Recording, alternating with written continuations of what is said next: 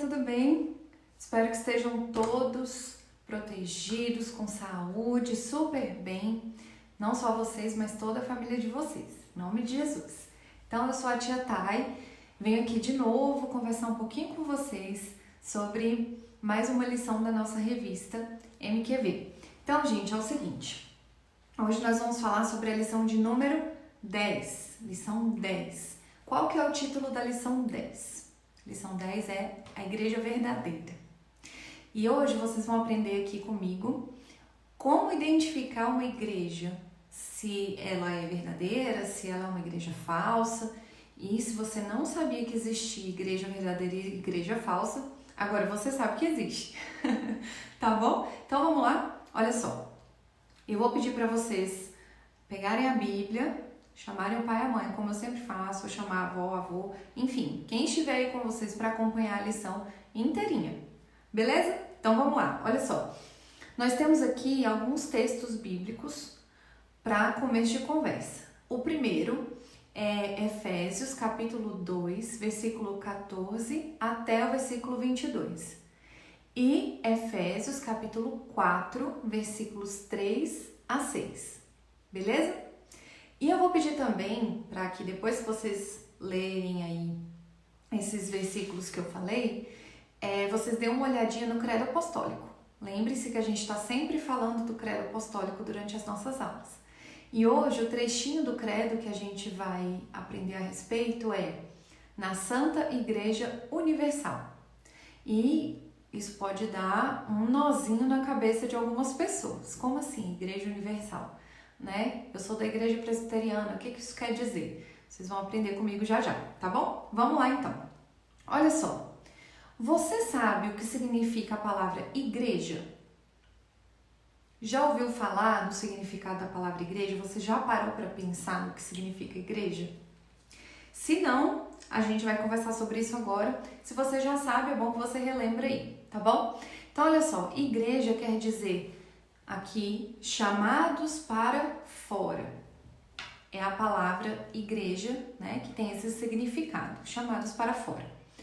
Na Bíblia, a palavra igreja, ela é usada para definir, para falar sobre uma reunião de pessoas, tá? Essa reunião de pessoas aqui não quer dizer que essas pessoas estejam numa construção, numa casa, num templo, tá? É só onde estão as pessoas, né, filhas e servas de Deus reunidas. E isso, de acordo com a Bíblia, né, significa igreja. O que acontece? A igreja, para simplificar tudo na cabecinha de vocês, igreja é o povo escolhido por Deus, tá bom? Então, todos os escolhidos por Deus formam o que a gente entende como igreja. Então, às vezes a gente pensa que igreja é só aquela construção grandona para onde a gente vai domingo cantar e ouvir a pregação. Não é a construção, é a igreja, tá bom? Então, lembre-se, igreja é o povo escolhido por Deus. Belezinha? Entenderam até aqui? Vamos adiante. Olha só. No Antigo Testamento, então vocês sabem que a Bíblia é dividida em Antigo e Novo Testamento, né? Então, no Antigo Testamento, o que acontecia? O povo se reunia para fazer sacrifícios, para fazer rituais, para fazer festas. Isso só o povo judeu era considerado o povo de Deus.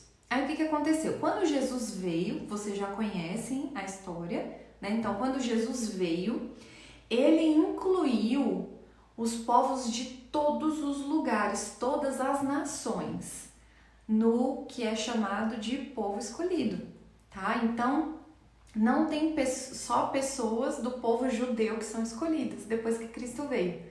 Então, pessoas de vários lugares do mundo fazem parte do que a gente conhece como igreja. Vocês estão conseguindo entender? Se não, pede para o pai e para a mãe entrarem em contato comigo que a gente bate um papinho para explicar, tá bom? Vamos lá. Então, o que acontece? Essa primeira igreja misturadinha de judeus e não judeus, que eram chamados de gentios, os não judeus, aconteceu logo depois do Pentecostes. Vocês ouviram falar sobre o Pentecostes na aula passada, que a tia Antônia Cleide deu, não foi? Quem lembra o que é o Pentecostes? O que foi o Pentecostes? Então, logo depois do Pentecostes, nós tivemos aí a primeira igreja mista, misturadinha, de judeus e não judeus, tá?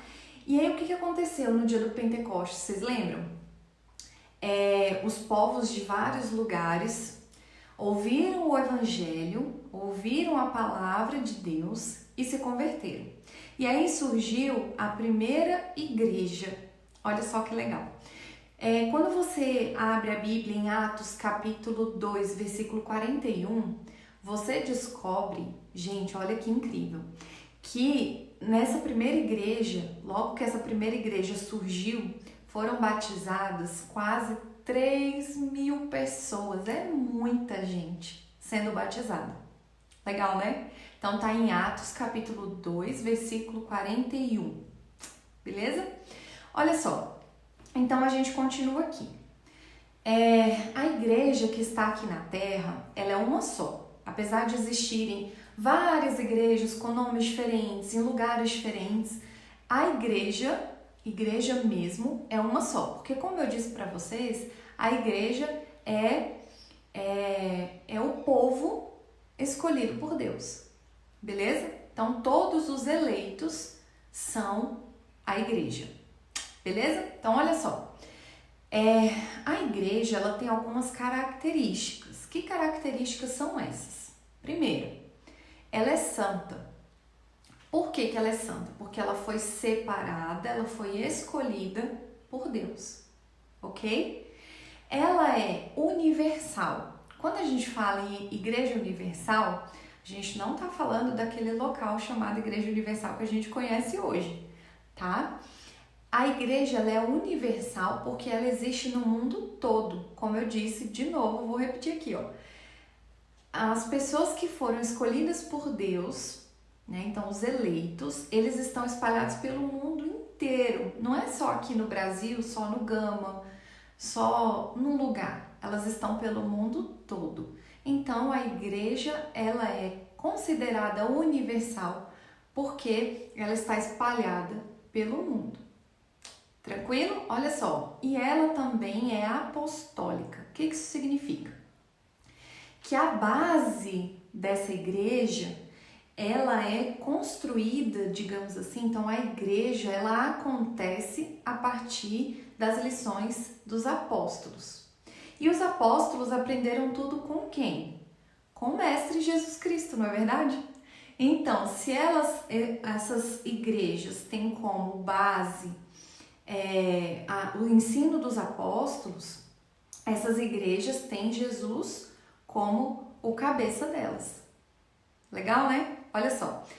E então isso significa que Jesus está no controle dessa igreja, não é verdade? E olha só, gente, Efésios 4:15 é importante ser lido por vocês. Então, dê uma lidinha nesse texto aí, beleza? Vamos continuar. Gente, além da Igreja Presbiteriana Central do Gama, que é a igreja onde a gente congrega, onde a gente se vê, onde a gente serve a Deus junto, vocês conhecem muitas outras igrejas, com certeza. Eu conheço um monte, várias. Tem muitas igrejas, não só no Gama, em todo o Distrito Federal, no Brasil, no mundo, né? E aí, gente, com esse tanto de igreja que existe por aí, algumas pessoas podem acabar caindo em uma cilada, sabe? Numa roubada, digamos assim. E o que acontece? Às vezes as pessoas vão para as igrejas sem perceberem que aquelas igrejas são falsas. Sim, existem igrejas falsas e igrejas verdadeiras. As igrejas verdadeiras, todas juntas, formam a Igreja Universal, que a gente conversou agora há pouco, que é a igreja que reúne os eleitos pelo mundo todo, tá? Então, a Santa Igreja Universal, ela é formada pelas igrejas verdadeiras, tá? As falsas não são parte dessa igreja do povo de Deus, tá bom? E como é que a gente sabe se uma igreja é verdadeira ou se uma igreja é falsa? Vou contar para vocês agora.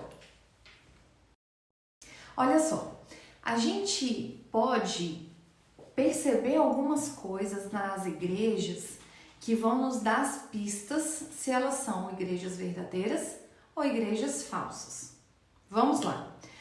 A primeira coisa que a gente tem que observar numa igreja, que a gente tem que prestar muita atenção numa igreja, que a gente visite, que a gente esteja indo com a nossa família, é se ali na hora da pregação, na hora que o pastor está falando, ele está falando sobre a palavra de Deus, sobre a Bíblia. A pregação, ela tem que ter como base, ela tem que acontecer a partir da Bíblia. Se um pastor vai para frente da igreja e fala ali coisas do coração dele, fala um monte de coisa que não está na palavra de Deus, já é um alerta muitíssimo forte de que essa igreja não é uma igreja verdadeira, tá bom? Então prestem muita atenção. Segunda marca de uma igreja verdadeira são os sacramentos. O que são os sacramentos? Olha só, prestem atenção. Vocês já ouviram falar na Santa Ceia e no batismo, não já? Então, olha só, a igreja verdadeira, ela só tem esses 2 sacramentos, tá? Então, se uma igreja tem mais sacramentos, se uma igreja não tem nenhum ou tem um só, alguma coisa não está certa, tá? Então, a igreja verdadeira, ela tem 2 sacramentos, que é a Santa Ceia e o batismo, tá bom? Esses 2 sacramentos são ordenanças de Jesus para nós, tá bom? São ordens que Jesus deu para nós. Tranquilo? Isso está lá na palavra de Deus. Esses sacramentos, eles têm que ser entregues, eles têm que ser feitos por pessoas que estão ali listadas na Bíblia, tá? Então, não é qualquer pessoa que pode entregar a Santa Ceia, que pode ali dirigir a Santa Ceia, que pode batizar uma outra pessoa, não é qualquer um, tá bom? Então, olha só, vamos lá. Vamos continuando. A terceira marca da igreja verdadeira, qual que é? O que vocês imaginam? Essa terceira marca tem muita gente que não gosta dela, mas ela é uma marca muito, muito especial. Ninguém nunca entende essa marca como uma coisa ruim de uma igreja, que é o quê? A disciplina. Por que a disciplina tem que acontecer? Aliás, você sabe o que é a disciplina? Em primeiro lugar, olha só, é importante todos nós sabermos e lembrarmos que a gente peca, todo mundo erra contra Deus, né? O que acontece? Existem alguns pecados que precisam ser tratados como se fosse uma ferida, sabe? Um machucado. Tem que ser tratado para ser curado e aquela pessoa viver melhor com Cristo, tá? Então, o que acontece? Alguns pecados precisam desse tratamento por parte da igreja. E aí, isso a gente chama de disciplina. Então, quando a pessoa, ela tem um amigo, por exemplo, esse amigo chega, conversa com ela, olha, isso aqui que você está fazendo é pecado, você precisa se arrepender, eu te ajudo, vamos lá, né? Vamos ler a palavra, vamos orar. E a pessoa não se arrepende, esse amigo precisa chamar outra pessoa ou outras pessoas para conversar com quem está em pecado. E aí, se a pessoa continuar a não se arrepender e não mudar, essas pessoas que conversaram com ela têm que conversar com a igreja. Com quem que se conversa na Igreja Presbiteriana Central do Gama? Com o conselho. Quem é o conselho? São os presbíteros. Vocês já viram aqueles homens que se vestem de terno normalmente? Ali no culto de Santa Ceia, por exemplo, que eles ficam atrás do pastor, enquanto o pastor fala, são aqueles que entregam a ceia para os pais de vocês. Então, esses são os presbíteros. Às vezes algum diácono ajuda, mas os diáconos não fazem parte do conselho, tá? Então, quando o irmão está em pecado e não se arrepende, alguns outros amigos, irmãos em Cristo, irmãos da igreja, levam o nome dele, levam ele até o conselho. E, gente, isso aqui não é para deixar ninguém envergonhado. É como eu falei, é para essa pessoa poder ser tratada de algum machucado que ela tem, digamos assim. E esse machucado é o pecado. Quando a gente não trata um machucado, aquele machucado ele vai continuar fazendo muito mal pra gente, não é verdade?